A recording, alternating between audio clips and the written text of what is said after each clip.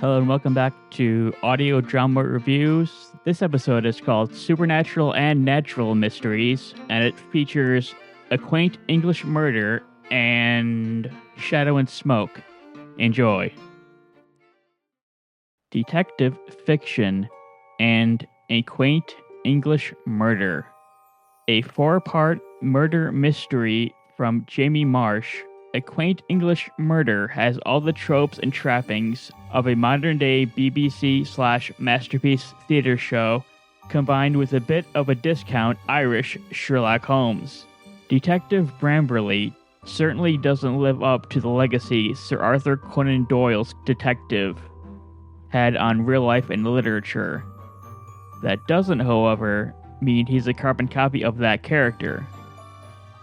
Introducing the detective and clues. The listener, introduced to Detective Bramberley in a standalone scene at the solving of one crime, gets a glimpse at his detective skills while in his prime. We then fast forward to after his retirement, where he writes in a diary to someone named Andrew. Unless I miss something, we never find out who Andrew is. At least, depending on where in time this epistolary moments take place, this Andrew may not be alive. The rest of the remaining 3 1/4 of the story deals with a new mystery, one that involves several typical motivations such as a will and love, both secret and taboo. The suspects are all identified and their motives somewhat clear by the 3rd episode. The writer-producer, Jamie Marsh, throws an unexpected wrench into the investigation at the end of that episode. Detective Matthew's father shows up, reprimands him, and kicks Bramberley off the case. What makes it unexpected is just how out of the blue it feels, but also because of how it ties to Bramberley's past a little too neatly. Later, a character moment that maybe I misunderstood the logistics of came across as a bit too grandiose for the reveal. At least in terms of the performance Bramberley's actor gives. It's a bit melodramatic. Detective Bramberley and the case with too many suspects? By the end, all the players and pieces are in place for the killer's identity to be revealed, along with the method by which he committed the murder. By that point, I'd forgotten about the suspects and most of their motives.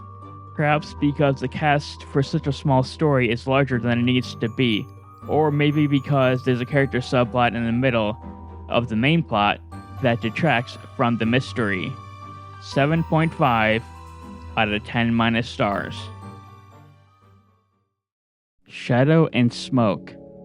Taking elements from noir in its various forms, Shadow and Smoke is a series that has threads of Ghost Rider or Spawn characters woven together with a magic system reminiscent of Warbreaker's Breath from Brandon Sanderson.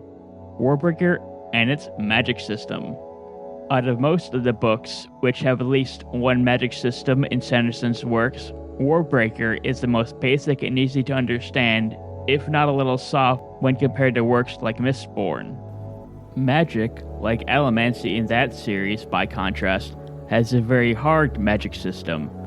Sanderson's standalone work, originally written on his website as the chapters were written, Warbreaker's Breath is a bit too ambiguous for my taste.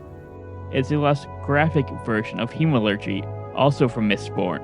The relatively new audio drama Shadow and Smoke from Thomas Diaz also has a relatively soft magic system in a world of the supernatural. I can't tell you what authority is, or how it works, aside from the 1 or 2 moments where part of the magic is explained. That said, the magic is very much secondary to the characters and plot. Narration and information flow. The main character is, for all intents and purposes, a hired gun who is given a second chance at life after almost dying. The prologue sets up Blackwood's motivation and reason for accepting the deal with the devil. Being on death's door is a believable reason to want to survive, however, it's not compelling. Instead, Blackwood's motivation is more tied to anger and revenge than a fight or flight response. After the prologue, some time has passed. Blackwood has a new target and has gotten some experience in using authority. It's unclear whether this job is mostly personal or mostly part of his negotiation with the devil. Either way, he seems to be the one who wants to kill the person. The antagonist for some of the early episodes is a female cop who works for a magic casino owner, in a similar vein as Blackwood did for the devil. Casino Royale for the magical soul. The poker game in the second episode is suspenseful when it has no right to being that tense. The narration of the game's rules, along with Blackwood's thought processes, somehow aren't boring. They're also only there to give the listener a mental image of the scene. Without it, we'd be listening to a bunch of finger tapping and an occasional voice saying call, fold, or all in.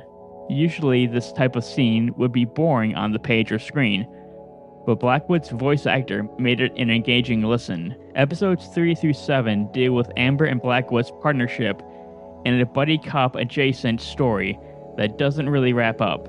Adjacent because both are seasoned killers, which makes this two hardened cops butting heads instead of the usual plot archetype. Amber's reason for doing the casino manager's bidding is tied to what happens if she doesn't have her powers. There's a flashback episode which provides new context as to why a character is present in a certain previous scene. Shadow and Smoke takes two fantastical elements seen in many speculative fiction works and puts them together. The end result is a different take on paranormal mystery stories in the audio drama space, but perhaps not in other media. 8 out of 10 stars. Thanks for listening to another episode of this podcast. Credits for the music used in this episode can be found in the show notes. We've got some new reviews on the blog, such as Wolverine The Long Night from Stitcher Premium.